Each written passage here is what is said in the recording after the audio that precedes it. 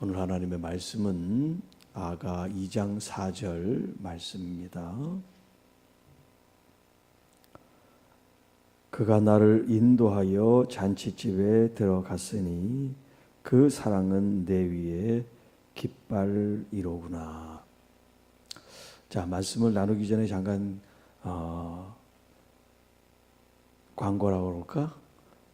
좀 미리 말씀을 드린다면, 여러분들이 이제 동영상을 유튜브에서 시청을 할 때 그전에는 바로 동영상이 나왔는데 요즘은 광고가 붙어요. 그 광고는 우리 교회와 아무 상관이 없습니다. 우리가 이제 무료로 동영상을 올리다 보니까 이제 유튜브라는 그 회사에서 이제 광고를 미리 해서 그 다음에 이제 영상이 나오게 하고 있습니다. 우리가 이제 한 500여 개의 동영상이 유튜브에 올라가 있어요. 다 무료로 올라가 있습니다. 그러니까 그 용량을 따지면 엄청날 텐데 그 유튜브에서 다 무료로 해주고 있어요. 그러니까 그 대신 이제 앞에 광고를 붙인 것 같아요. 그런 점을 여러분들이 양해를 해주시고 시청해 주시면 감사하겠습니다. 자, 오늘 이 본문은 이제 3절에 이어서 이제 신부가 여자가 지금 노래하고 있는 말씀이에요. 자, 그가 나를 인도하여, 그는 이제 신랑이 되는 나의 님이죠. 님이 나를 인도에 어디로 이끄시느냐, 잔치집에 들이셨다 하는 말씀이에요. 이 잔치집은 우리가 알다시피 축제와 또 축하와 또 기쁨과 환희와 즐거움이 있는 집이 바로 잔치집입니다. 원문에 보면 이 잔치집이 포도주의 집이라고 표현이 되어 있어요. 포도주의 집. 자, 우리가 이제 요한복음 2장에 보면 가나 혼인잔치의 이야기가 나옵니다.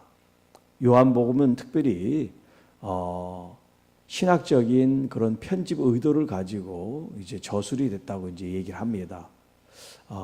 예수님께서 많은 기적을 나타내셨지만 요한복음에는 7가지 기적이 있어요. 그러니까 많은 기적 가운데 추리고 편집을 해서 이제 7가지 기적을 서술한 거죠. 그리고 또 하나 특징은 7가지 예수님의 자기 이제 계시라 그럴까요? 이제 히브리 헬라어로 말하면 에고 에임이라고 얘기할 수 있습니다. 나는 누구다. 그래서 예수님이 나는 세상의 빛이다. 이따 소개하겠습니다만 세상의 떡이다. 이렇게 나는 누구다라고 표현이 돼 있어요. 그걸 이제 에고 에임이라고 말을 합니다. 이렇게 요한복음에는 특별히 이렇게 신학적인 의도를 가지고 구성이 되어 있습니다. 자, 그래서 이 요한복음의 첫 번째 기적이 뭐냐면 가나의 혼인잔치에서 포도주가 떨어짐으로 예수님께서 이제 물을 통해서 포도주를 만드시는 기적의 역사가 등장을 하는데 그 배경이 바로 잔치집, 포도주의 집 같은 이야기를 하고 있어요. 자, 이 잔치집에 손님들을 대접하는 포도주는 당연한 거예요. 그래서 잔치집을 포도주의 집이라고 그렇게 일컬었던 겁니다. 자, 오늘 여기 이 신랑이 신부를 이끄는 이 잔치집은 이제 결혼식이 있는 그 파티를 얘기를 해주고 있어요. 결혼식 그 잔치집에는 양가 부모님이나 형제나 가족들이나 이웃이나 친지나 얼마나 많은 사람들이 축하를 하러 옵니까? 그곳에 지금 이렇게 포도주를 베풀고 사람들의 축하와 또 축복이 있는 그런 장소가 바로 잔치집이에요. 자, 이 신랑이 이런 결혼 잔치로 아내를 맞이하는 이 공식적인 그런 행사와 같은 그런 의미를 두고 있다는 거예요. 자, 그런데 단순히 이 잔치집이 남녀가 만나는 그런 결혼식이고 즐거움과 기쁨과 환희가 있는 그 잔치집인데 저는 좀 다르게 해석을 여러분들에게 하려고 합니다. 자, 한 여자가 한 남자를 만나서 결혼하는 것은 정말 축복이고 영광스럽고 감사하고 또 정말 일생에 가장 중요한 날이면은 틀림없습니다. 자, 그런데 이제 요즘 세상을 빗대서 결혼식이 지옥문이 열린다 그런 표현을 써요. 결혼식이. 그러니까 실제로 이제 어떤 남녀 청춘이 사랑을 해서 결혼식을 하는데 그 결혼식 한 그날로부터 불행이 시작됐다고 얘기를 합니다. 그 전부터 결혼을 준비하면서 뭐 혼수라든가 여러 가지 예단이라 이런 거 하면서부터 이제 다툼이 되기 시작하면서 결혼식을 하는 그날도 싸우고 그래서 몇 달 만에 이혼을 했다는 그런 젊은 부부의 이야기가 있어요. 자, 물론 이 이야기가 보편적이고 모두 적용되는 것이 아니지만 이렇게 때때로 결혼이 불행의 시작이 될 수도 있다는 거예요. 자, 저는 이것을 좀 영적으로 성경적으로 여러분에게 말씀을 드리고 싶은데, 자, 요한복음 얘기를 했습니다만 이 잔치집이 요한복음에서는 자, 이 포도주가 풍성해서 손님들을 대접해야 되는데 떨어져서 대접할 수 없는 그런 어려움을 만났을 때 예수님께서 물동이를 이제 채우고서 그것을 떠다 줌으로 포도주가 됐다는 말씀을 하세요. 자, 여러분 수많은 기적들이 많은데 이 요한 사도는 왜 그 많은 기적 가운데 첫 번째로 가나의 이 혼인잔치에 물이 포도주로 변한 이야기를 처음부터 썼을까요? 그런 의문이 들지 않습니까? 죽은 자를 고친 것도 많고 또 오병이어 그런 기적을 나타낸 것도 있고 그런데 그 왜 순서를 오병이어도 뒤에 있습니다만 왜 순서를 가나의 혼인잔치의 이 기적을 첫 번째로 담았을까? 자, 요한복음 6장에 보면 예수님께서 좀 전에 말씀드렸지만 에고 에임이라고 하는 이 헬라어를 써서 에고는 나는 누구다. 영어로는 I am. 그게 이제 에고 에임이란 말이에요. 나는 누구냐면 나는 세상의 떡이다라고 표현하고 계세요. 이 떡이라는 것이 이제 빵이라는 뜻이에요. 주식이죠. 우리로 말하면 예수님이 세상의 밥이다 그 말이에요. 자, 그 말씀을 하시면서 하늘의 만나의 이야기를 쭉 풀어냈어요. 이 땅의 사람들은 빵을 먹고 밥을 먹고 양식을 먹어도 연명하지만 때가 되면 죽는 거예요. 응? 우리가 천년만년 사는 게 아니니까 우리의 연수가 되면 이 땅에서 흙으로 왔다 흙으로 돌아간단 말이에요. 그런데 예수님이 그 말씀을 하시면서 뭐라 그러냐면 내 살을 먹고 내 피를 마시는 사람은 죽지 않는다는 말씀하세요. 이 땅의 만나, 육신, 빵, 주식을 얘기하면서 예수님은 이 육적인 것을 영적인 것으로 해석을 이제 하시는데 주님의 살과 주님의 피를 먹고 마시면 죽지 않는다라고 말씀하세요. 물론 주님의 육체를 말하는 게 아니죠. 주님의 그 십자가를 지금 의미한단 말이에요. 이 요한복음 6장에서. 자, 그러면서 예수님께서 하신 말씀을 제가 인용을 하면요. 6장 53절 예수께서 이르시되 내가 진실로 진실로 너희에게 이르노니 인자의 살을 먹지 아니하고 인자의 피를 마시지 아니하면 너희 속에 생명이 없느니라. 주님의 살과 피를 먹고 마셔야 우리에게 주님의 생명이 있다는 거예요. 자, 구약에서 짐승의 피를 먹지 말라 그러시면서 그 피가 곧 생명이라는 말씀을 하세요. 그러니까 여기서 영적으로 풀이한 이 예수님의 이 피는 뭐냐면 예수님의 생명이에요. 그러니까 우리가 그 피를 마셨다는 것은 예수님의 생명이 우리에게 영적으로 임했다는 거예요.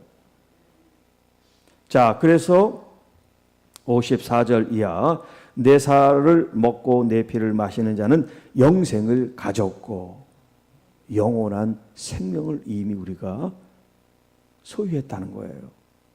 이미 받았다는 거예요. 주님이 먹는 자들에게 허락하셔서 마지막 날에 내가 그를 다시 살리리라.